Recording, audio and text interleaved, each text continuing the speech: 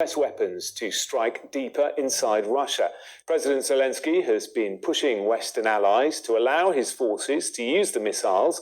It's believed the decision could help shift momentum in the conflict. Sky Security and Defence Editor Deborah Haynes joins me now from Rio de Janeiro, where the G20 summit is due to start tomorrow. And this news will come as a huge relief to President Zelensky, who has been calling for it for many weeks.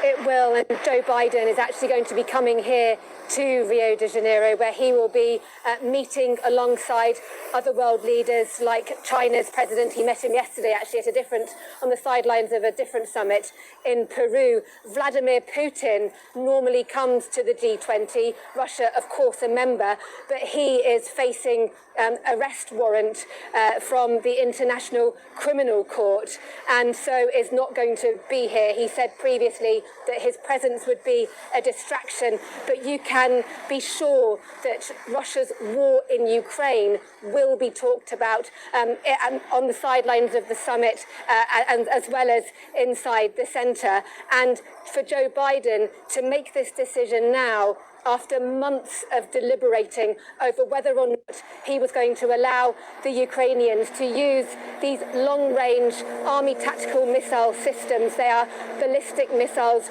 launched from ground-based systems against targets inside Russia, something that the Americans seem to have been hesitant to allow, concerned that it might then prompt an escalatory response by Russia.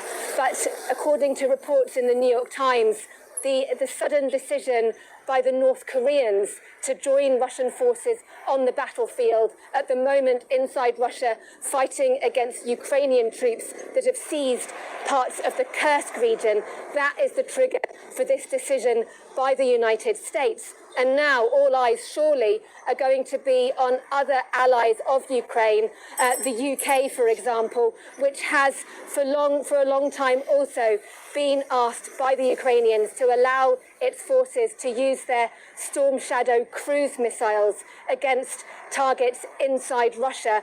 The British have been more forward-leaning, more seemingly willing to allow the Ukrainians to use these weapons, but had been waiting for a decision by the United States. Now that seems to have come. All eyes, of course, are going to be on what Keir Starmer, who's going to be here as well in Rio, will say, and whether he will confirm that British missiles can also be used by the Ukrainians.